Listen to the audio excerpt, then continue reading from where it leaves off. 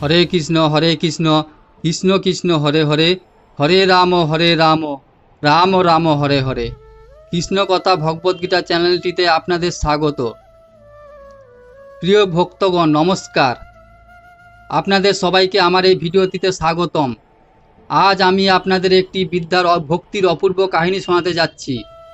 অনেক সময় আগেকার কথা, যখন একটি গ্রামে একটি বৃদ্ধা থাকত। তার একটি অদ্ভুত স্বভাব ছিল যে তার কাছে যাই থাকুক না কেন সে সেটাকে ভগবানকে আগে দিত, অর্পণ করত।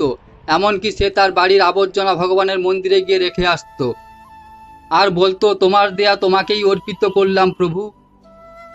যখন গ্রামের লোকেরা এসব কথা জানতে পারল তখন আশ্চর্য হয়ে বলল, সবাই ভগবানকে ফুল মিষ্টি চড়ায়, কিন্তু ঘরের আবর্জনা ভগবানকে কে চড়ায়?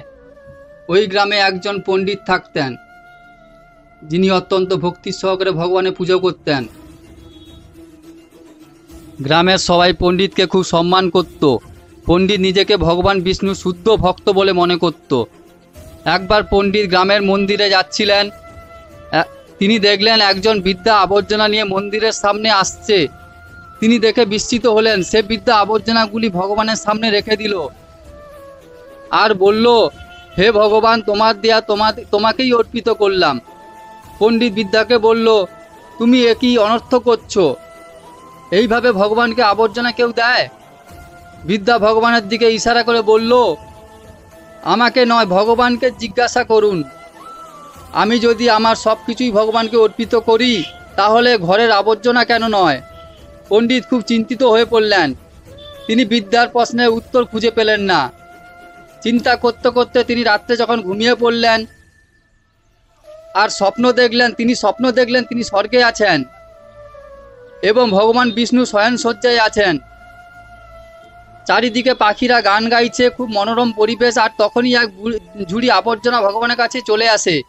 স্বপ্নে পণ্ডিত ভগবানকে বললেন, হে প্রভু, আমি ওই বৃদ্ধাকে চিনি যে প্রতিদিন আপনার মন্দিরে আবর্জনা অর্পিত করে।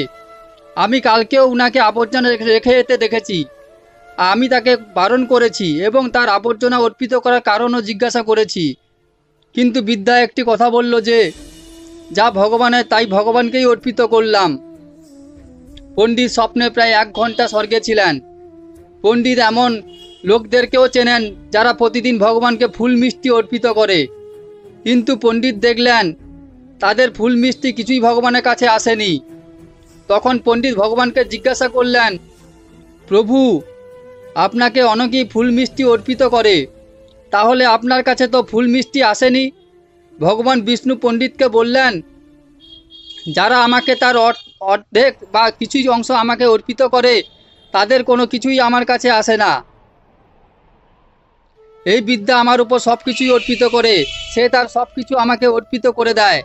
যে আমার উপর সব কিছু অর্পিত করে তার অর্পিত করা জিনিসই আমার কাছে আসে। হঠাৎ করে পণ্ডিতের স্বপ্ন ভেঙে গেল আর তিনি বুঝতে পারলেন তিনি হয়তো ভগবানের শুদ্ধ ভক্ত নন। ওই বিদ্যাই ভগবানের সত্যিকারের শুদ্ধ ভক্ত। প্রিয় ভক্তগণ, আপনাদের আজকের কাহিনীটি কেমন লাগলো সেটা অবশ্যই কমেন্ট করে জানাবেন। এরকম আরও কাহিনী শোনার হলে ভিডিওটি লাইক করে চ্যানেলটিকে সাবস্ক্রাইব করে দিন। আপনারা সবাই ভালো থাকবেন।